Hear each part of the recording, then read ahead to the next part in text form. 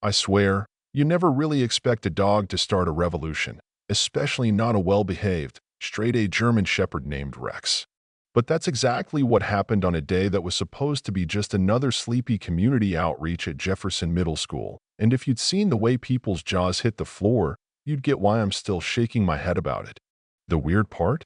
It all started with a painting, one of those faded old murals schools hang up to make the gym feel less like a giant box and more like, I don't know, a place where something magical could happen, or in our case, something that would crack open decades of secrets nobody saw coming. Let me back up a sec. So the department likes to trot out their K-9 unit for the kids once in a while, show folks we're more than just tickets and lectures. This time, it's Officer Daniels and Rex, the town's pride and joy. Everyone knows that dog's got a nose that could probably sniff out trouble on Mars if you gave him enough time. The gym's packed, kids are cross-legged on the shiny floor, teachers acting like they've got this under control but secretly hoping nothing too wild happens. I'm posted near the bleachers, just soaking up the energy. You know that feeling when something feels a little off? I didn't get that at first. Not until I saw Rex start acting different. The demo goes smoother. Rex does his obedience thing, finds a planted bag like he's reading from a script. Kids love it. Teachers actually start to relax. But when the applause dies down, there's this moment, like when the air just changes and you can almost hear the hum of something coming. Rex, who was wagging his tail 2 seconds ago, suddenly freezes. His head tilts, ears up, staring dead at this ugly old mural near the exit, kids under a tree or something, all faded and chipped. Daniels notices too, gives the quiet heel command, but Rex isn't having it. He's locked in, like a statue, but with that low growl in his throat you only hear when something's really wrong. Then all hell breaks loose. Rex bolts straight for the mural, just leaps at the wall, claws digging into the canvas. Teachers gasp, kids scream, and for a split second, everyone thinks the dog's lost his mind. Daniels is on him fast, but there's no stopping Rex when he's in that zone. I rush over too, thinking maybe something's behind the painting, maybe a rat, who knows. But the sound, the tearing of old canvas, the way Rex keeps digging, so precise, it's not random. He's working, not attacking. By now, the gym's dead silent except for Rex's heavy breathing and the rip of canvas. Daniels tries to pull him back, then suddenly stops. There's a smell in the air, sharp, chemical, nothing like paint or gym sweat. You ever smell something that just screams danger? Yeah, that. Daniels drops down, peels back more of the mural, and there, behind a cloud of dust, is this weird little wooden panel. Not a maintenance hatch, not a safe, just a panel, cracked open enough for a nose to poke through. Daniels pulls it open careful, like he's defusing a bomb, and inside is this old metal box, rusted, heavy, with a lock that looks like it was designed by someone who watched too many spy movies. I'll never forget the look on his face, half cop, half wide-eyed kid. A teacher stammers, "What's that doing in our school?" Nobody answers. Daniels is already radioing for backup, bomb squad, the works. Suddenly this fun assembly is a crime scene, and everyone's looking at each other like, what just happened? Minutes stretch out, the squad arrives. Everyone's ushered to the far end of the gym, nervous, whispering. They scan the box, crack it open, and man, you know those moments when you realize history isn't just some boring book, it's right there, alive and kicking?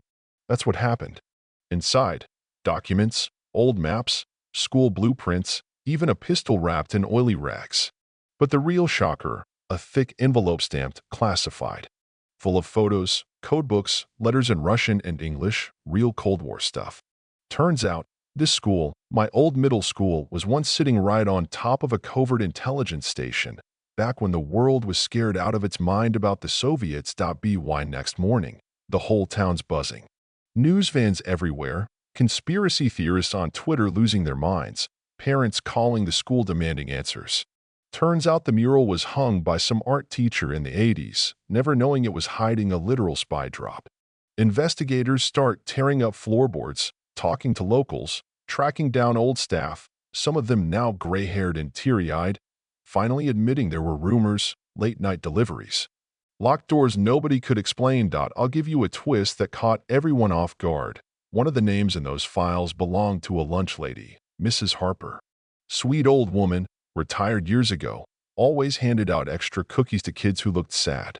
Well, she shows up at the school, calm as ever, and sits down with the FBI like it's a PTA meeting. Turns out, she was the drop courier. All those years, hiding right in plain sight, never breathing a word to anyone, not even her own family. Yeah, that happened. For weeks, the school's a circus. The principal, who used to worry about budget cuts, is now giving interviews to national news and coordinating with the Pentagon. Kids are trading Cold War factoids like baseball cards. And Rex? He's basically a celebrity. Local businesses hanging "Thank you, Rex" banners. The mayor giving him a key to the city, Daniels choking up at the ceremony. The town's pride, right there, wagging his tail, probably just wanting a nap. But the thing that sticks with me isn't the medals or headlines. It's how everyone started seeing each other differently after that.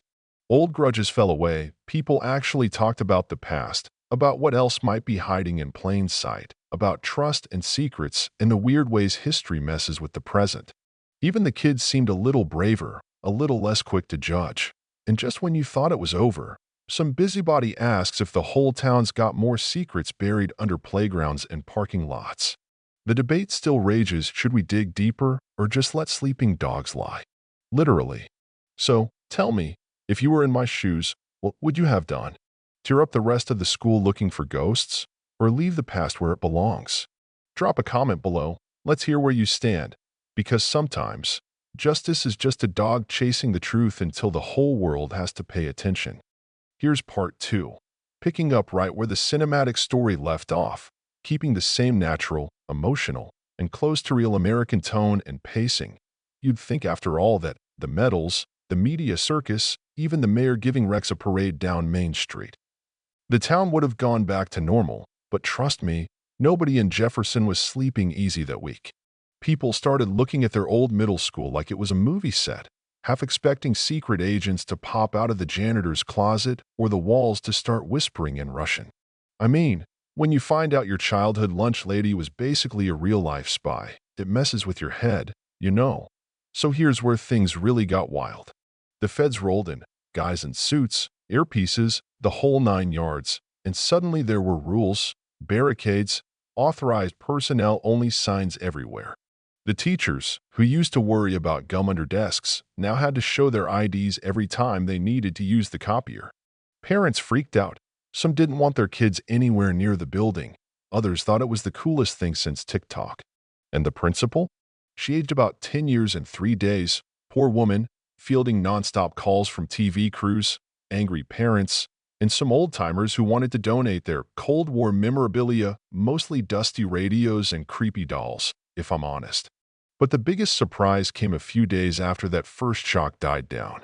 See, the investigators kept digging literally, and in one of the old supply closets, they found a loose tile in the floor. Nothing fancy, just an old beige square. But when they pried it up, there was this narrow metal tube stashed underneath, wrapped in cloth and sealed with wax. Rex was there too, of course he was. The dog loved a good mystery, and when he sniffed at that tube, he sat right down, tail thumping, looking so proud you'd think he just invented fire. They brought the tube to the gym, everyone standing around like it was the Ark of the Covenant. The feds cut it open and, get this, inside were tiny microfilm reels, handwritten notes, and a Polaroid of what looked like 3 teenagers posing by a chalkboard, except the chalkboard had a string of codes written across it. And the date in the corner was from 1962. Yeah, the year of the Cuban Missile Crisis. Turns out, those teenagers were actually junior agents in training, recruited right out of Jefferson by someone inside the school. The microfilm detailed covert messages, safe houses around town, even a dead drop site at the old hardware store that nobody had touched in decades. And as the story started piecing itself together, the town realized the real heroes were never just the men in suits or the big names on the news. It was regular folks, teachers and students and, apparently, a lunch lady who kept the wheels turning while the world went mad. Now, here's the twist nobody saw coming. Mrs. Harper, our undercover lunch lady, had a granddaughter, Leah, who happened to be in 7th grade at Jefferson right then. Kid was quiet, smart, always had her nose in a book. When she found out what her grandma had really done, She stood up at the next assembly, braver than most adults I know, and said, "My grandma taught me you don't have to be famous to make history. You just have to do the right thing when nobody's looking." The whole place went quiet, then erupted in applause. Even the principal cried. After that, things started to settle, but not really. The old mural was gone, replaced with a brand new one, this time painted by the art club, with a giant Rex right in the middle, nose to the ground. Kids gathered around, and Mrs. Harper in the background, holding the lunch tray like she always did. They put up a plaque too, so nobody would ever forget what happened and what almost got lost. But the biggest change: people talked to each other more. Neighbors who'd barely waved before were suddenly swapping stories about the old days, some funny, some dark, some that sounded a little too much like spy novels to be real. But who was going to doubt them now? The town even started an annual history hunt, where kids would team up with seniors to dig through old records, hunt for clues, and tell stories from Jefferson's wild, tangled past. That's how Leah found a journal in the library attic. Turns out her grandma wasn't the only one with secrets. And if you believe the rumors, there's still a coded message hidden in the principal's office, waiting for the next brave kid or clever dog to crack it. And Rex, well, Daniels finally let him sleep on the couch, not just in his kennel. That dog got more treats than any officer on the force, probably more than he should have. But hey, if you can sniff out international secrets, you've earned a little extra bacon, right?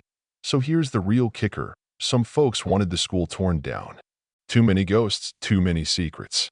Others wanted it preserved, museum style, as a reminder of what a sleepy town can hide. The arguments got loud, heated, sometimes even ugly, because that's what happens when people care too much and don't know what to do with it. But if you ask me, the best part was watching everyone finally show up, really show up for each other. Whether it was to paint a mural, share a story, or just sit on the steps after sunset and wonder what else we've missed, makes you think.